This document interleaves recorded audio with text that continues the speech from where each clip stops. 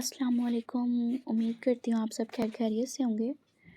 अच्छा, MCM 301 communication skills की आपकी असाइनमेंट आ गई है, जिसकी लास्ट डेट जो है वो है 9 नवंबर। ठीक है, मैं आपको बता देती हूँ, ये इंटरपर्सनल कम्युनिकेशन आपका लेसन नंबर 3 है, उसमें से ये असाइनमेंट आई है। जिन स्टूडेंट्स ने खुद से असाइनमेंट करनी है वो लाजमी लेसन नंबर 3 को पढ़ लें, तो उनको आइडिया हो जाएगा। इंटरपर्सनल कम्युनिकेशन होता क्या है, पहले हम सबसे पहले इसको डिस्कस करेंगे। फिर मैं आपको आपके असाइनमेंट के क्वेश्चंस के बारे में और उसकी रिक्वायरमेंट्स के बारे में बताऊंगी। ठीक हो गया। First of all, interpersonal communication होता क्या है, जब दो या दो से ज़्यादा लोग आपस में सामने एक दूसरे के बातचीत करते हैं, कोई डिस्कशन होती है, ठीक है, अपने अपने जो थॉट्स हैं उनकी शेयरिंग होती है, एक दूसरे के बारे में जानते हैं, पूछते हैं, क्वेश्चन आंसर्स करते हैं, उसको कहा जाता है इंटरपर्सनल कम्युनिकेशन। ठीक है, डीप नहीं जाऊंगी टॉपिक के, बस मैं आपको असाइनमेंट का बताती हूँ। आपको टास्क क्या दिया गया है, ठीक है। उन्होंने कहा है कि आपने इंटरपर्सनल कम्युनिकेशन होता है क्या, पहले तो ये पता होना चाहिए। उसके बाद उन्होंने कुछ 5 रीज़न्स बताई हैं, ठीक है, कि आप मतलब कि अगर हमने किसी को जानना हो, ठीक है, और क्या रीज़न्स हो सकती हैं जिसके बारे में अगर हमें नहीं पता और हम दूसरों को जज जो है वो गलत कर लेते हैं। ठीक है, ये मतलब शॉर्टली मैं आपको ना इजी वर्डिंग में समझा रही हूँ। ठीक है, उन्होंने जो 3 सिचुएशन दी हैं आपको, और सिचुएशन के मुताबिक उन्होंने कहा है कि आंसर देना है आपने। पहले तो रीज़न डिफ़ाइन करनी है कि ये 5 रीज़न में से कौन सी रीज़न जो है वो रिलाई करती है सिचुएशन ए पे, फिर सिचुएशन बी पे, फिर सिचुएशन सी पे।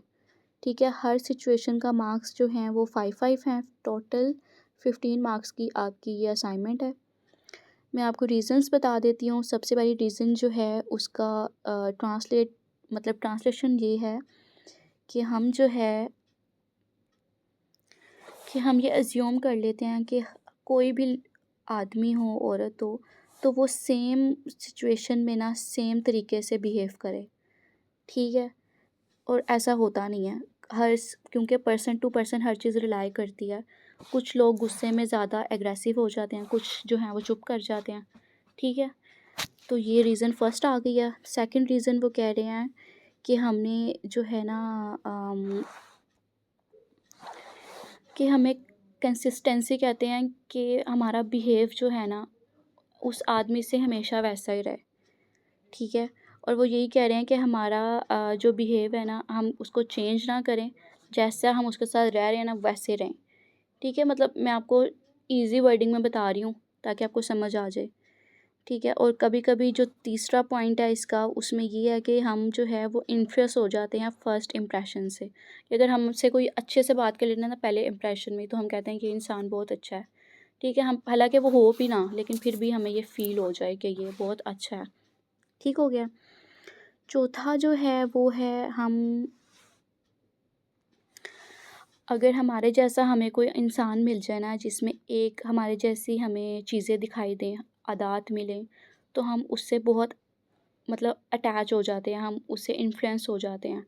इन्फ्लुएंस का इजी मतलब ये कि आपको वो अच्छा लगने लग जाता है। ठीक है, ये भी जो है ना ये एक इनएक्यूरेट असेसमेंट है, मतलब गलत चीज़ है।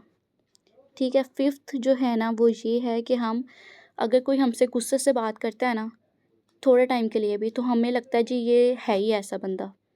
ठीक है, हालांकि वो थोड़े देर के लिए ही होता है, लेकिन हम क्या करते हैं अपना परसेप्शन बना लेते हैं कि ये है ही ऐसा। ठीक है, ये 5 रीज़न थी जो कि हमने सिचुएशन ए में देखनी है कि इसमें से कौन सी रीज़न अप्लाई हो रही है इस सिचुएशन में, फिर बी में भी हम चेक करेंगे और सी में भी। ठीक है, नीचे जो है वो गाइडलाइंस दी हुई हैं। गाइडलाइंस में सबसे पहले उन्होंने कहा है कि सिर्फ़ एक रीज़न जो है ना हर सिचुएशन में और जस्टिफिकेशन में मेंशन करनी है, सिर्फ़ एक ही। ठीक है, और सेम रीज़न नहीं होनी चाहिए। मतलब दो एक सिचुएशन में सिर्फ़ एक ही टाइप की जो रीज़न है ना वो रिलाई करेगी। ठीक है, और आपने सॉरी ऊपर वाला रह गया। अच्छा, और उन्होंने कहा है कि अगर एक से ज़्यादा अगर लेट्स सपोज़ आप एक सिचुएशन में 2 रीज़न्स लिख देते हैं ना, तो वो कह रहे हैं ये मानी नहीं जाएगी और सिर्फ़ जो पहली वाली रीज़न लिखी होगी ना, हम उसे कोई कंसीडर करेंगे आपका आंसर, बाकी दूसरी को नहीं करेंगे। ठीक है? अच्छा जी, थोड़ा-सा ज़ूम कर लेती हूँ ताकि आपको प्रॉपर दिखे। फ़ॉन्ट साइज़ आपका 12 होना चाहिए, फ़ॉन्ट स्टाइल आपका टाइम्स न्यू रोमन होना चाहिए हर आंसर का। एमएस वर्ड में बनानी है आपने, ठीक है? आपने एग्ज़ैक्ट रीज़न चूज़ करनी है ऊपर वाले जो लिखे हुए हैं 5 में से। अपनी वर्डिंग नहीं यूज़ करनी इसमें। और जस्टिफ़िकेशन में आपने सिर्फ़ 40 वर्ड्स की जस्टिफ़िकेशन देनी है बस। इसकी लिमिट जो है मैक्सिमम वो 40 वर्ड्स होने चाहिए। इससे ज़्यादा हुई तो आपके मार्क्स कट होंगे, ये डायरेक्टली मेंशन हुआ हुआ है। ठीक हो गया? और मार्क्स जो हैं वो डिपेंड करेंगे आपके आंसर पे, जो आप उसकी मतलब सही तरह देंगे। क्वालिटी पे डिपेंड करता है किस टाइप का आंसर आपका होगा। कॉपी पेस्ट मत कीजिएगा, ठीक है? अपनी असाइनमेंट रेडी करें, ईज़ी है, कोई इतना मुश्किल नहीं है।